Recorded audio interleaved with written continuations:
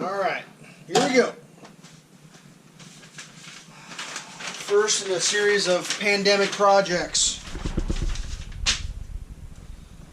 I'm going to make that orange wall red. Why? I don't know why. Because it's been orange for a while. Let's do a red wall. I mean, the only thing constant is change. So let's make a consistent change here. Let's cue this up, see if we can make this happen. No, I didn't go out during the pandemic to a local paint supplier and buy a can of paint. Had one on hand. Pre-pandemic. Oh, look at that. That's my new wall, yeah! Delicious. So I'm pretty excited. We're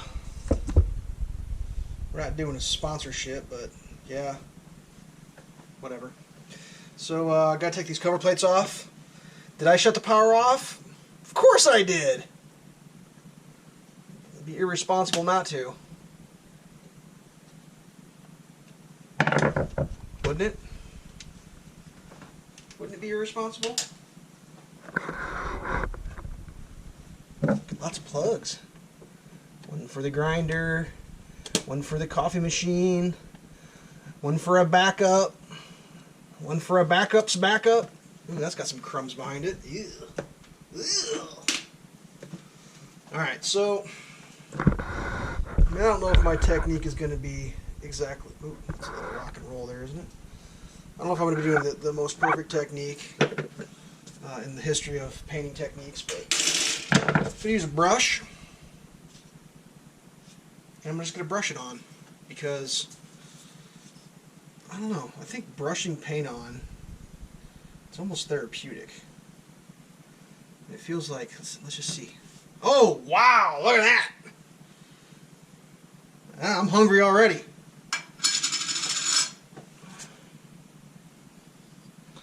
So the whole deal is you want flat strokes, right? If I do a couple coats. So as long as my strokes are straight and true, get those crumbs out of there. Come on, crumbs, find a new home. We should be good. Paper's just for the occasional drip. So we're gonna do some cutting in. So this is how you cut it in. You get that bead going. I got a bead there. Yeah, I got a bead. Don't want it too heavy. Compress those bristles and just pull with your upper body.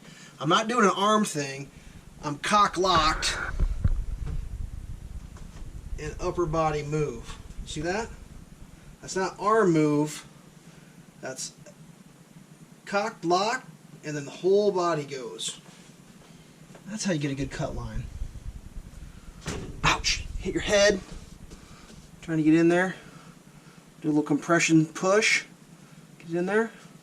Get that bead started. How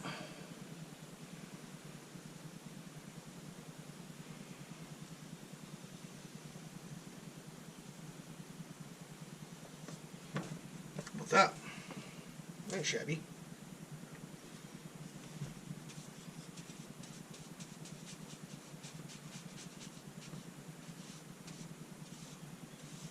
I'm going for the horizontal grain because I already got a little grain going in here from the previous multiple colors this wall has been.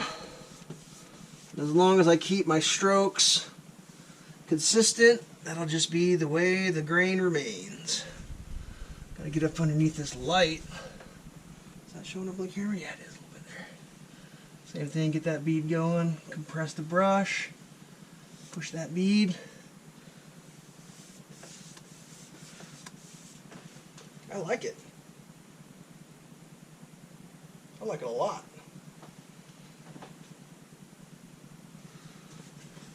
Same thing here. Work that in. Now I know some of you are saying, why aren't you using a roller? I don't don't know. I'm on a quarantine. Like, what the hell am I gonna... I'm just painting a wall, man. This ain't rocket science. Use a brush. Use a roller if you got a roller. I don't like cleaning rollers, to be honest with you. That's why I don't like using them. This makes me feel like I'm doing something.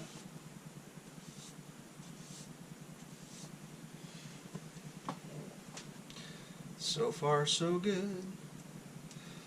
So far, so good.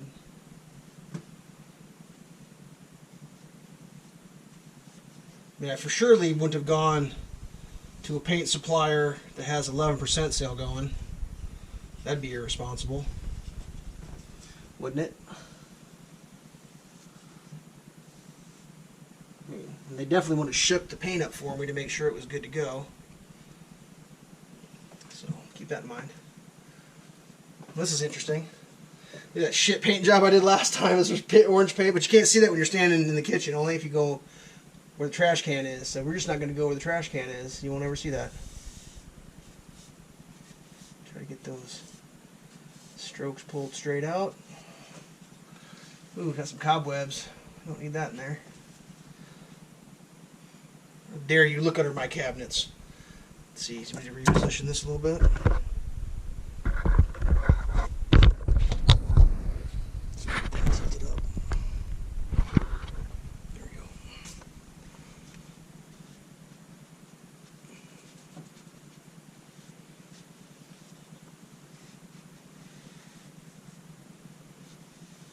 Those brush marks looking good.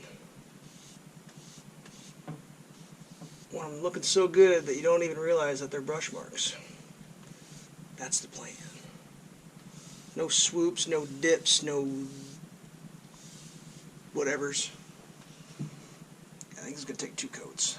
I can see that orange bleeding through just a little tiny bit.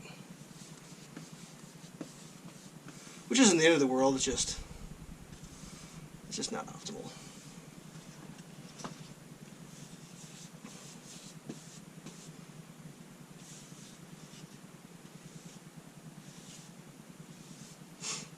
How are we doing so far?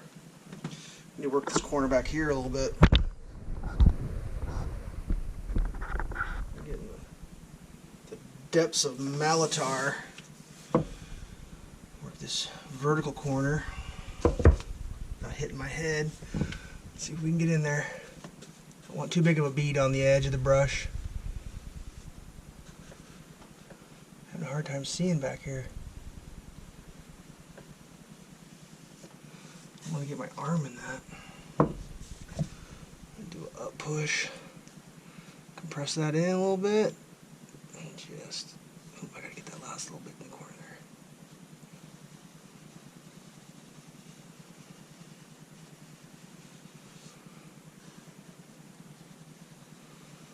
Some people would say, well, why don't you just use some masking tape? Why don't you use masking tape?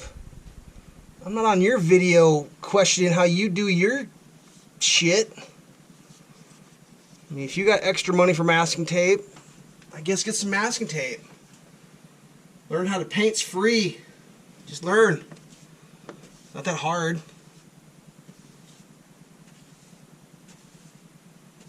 And once you learn how to do it, you just keep doing that.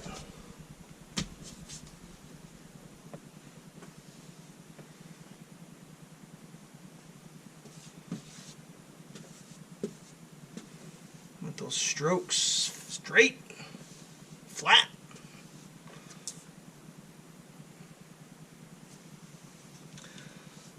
And yeah, I'm painting left-handed. It's not that complicated. You got 2 hands. Once you learn how to use them both. I mean, if you're only supposed to be one-handed, guess what you would have been born with? One hand! And if you were born with one hand, well, I bet you're good with it. The reason you're not good at both hands is because you haven't been practicing. Start today.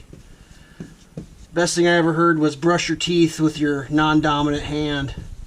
Yeah, that's weird for the first couple of times.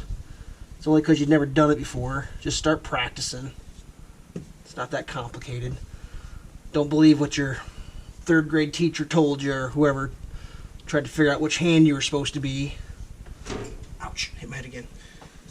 That's just a bunch of malarkey. No malarkey here, kids. I can cut in left-handed. You know why? Because it'd be easier to do it left-handed. I mean, my right hand's all the way over here on the right. I'm painting on the left side. Might as well use my left hand. Does that make sense? Some of this isn't too complicated. Alright, I gotta get up.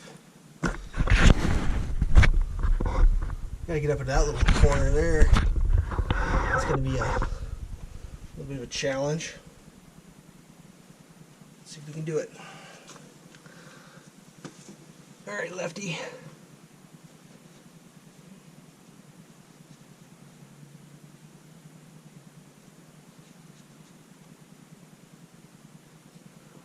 Getting my brush strokes on this is going to be kind of hard to do.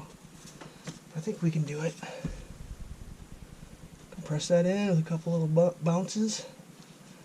Push that in. Pull. Come back this way. Get compression. Bounce, tap it in. Bouncy, bounce, bounce. After compression, just drag. Push, drag. Oh! Made a mistake. How dare I? That's kind of crooked. It's starting to dry. I don't want to pull through too many times. That's pretty good. That's pretty good for now for that. We're going to work our way down here. Let's put paper move first.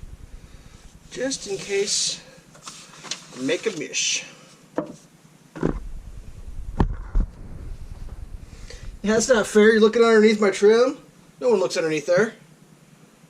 You guys are getting the inside peek on all this.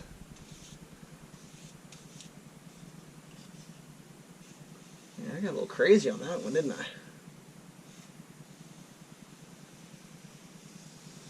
Can't remember how many years this has been orange. It's been a while.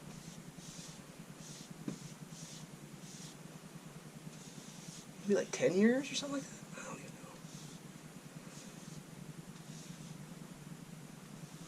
know. Long enough, it's time for a change. I've been wanting to do this for, like, honestly, a long time. It's just I wake up every morning and there's no one's shown up and painted the wall yet. It's the same color every morning when I come out to the kitchen. Funny how that works out.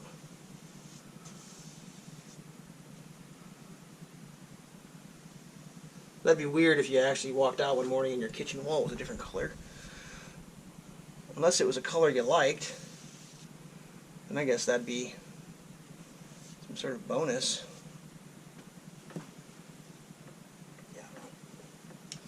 So, like this part up here, there's no way I can get horizontals in there. That's got to be vertical.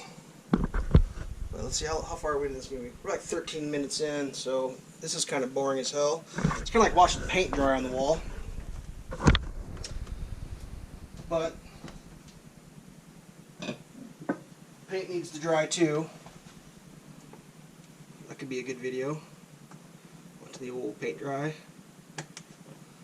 This is the switch for the garbage disposal that doesn't dispose anything anymore.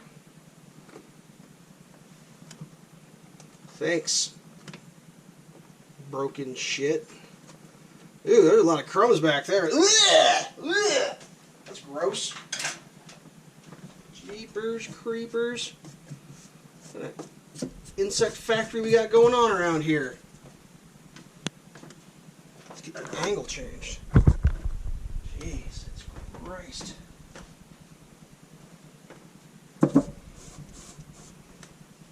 Went with the gloss because you can scrub gloss paint. It's a little more durable. It's good for a kitchen wall. Not a big fan of the look, but this area does get a lot of action.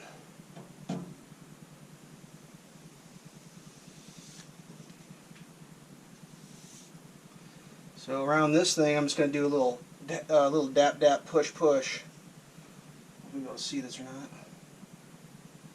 Be a little pushy push push like that. Try to work it in.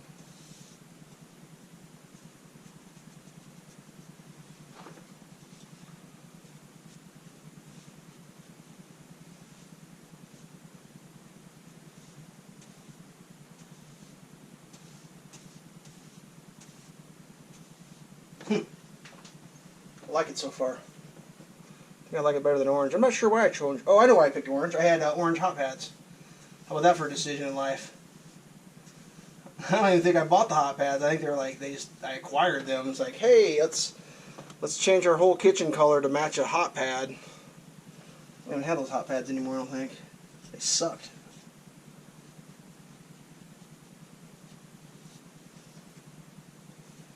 I mean, you don't have to have a good reason for what you do. I don't even think you need a reason. I mean, here's my reason. I wanted red walls to match that rooster trivet. That's what I'm doing this for. How about that? What's that for a plan? I got a dusty old rooster trivet that I don't even use hanging on a door handle. So might as well paint a whole wall to match it. I guess as good a reason to do anything as I've ever heard. Yeah, that's a good reason. I mean, your reasons can be your reasons. I got my own reasons. I guess we can just paint the top of that. That's not a big deal. No one cares. As long as the switch part isn't painted. That's all that really matters. And even if you paint that, I mean, what's the worst? I mean, should I paint these crumbs? That is disgusting. What is all that? I feel like I shouldn't paint that. I feel like that should be cleaned. Right? Shouldn't it be? Am I getting this on tape? I think I am. And when I say tape, you know what I mean. Mixed tape.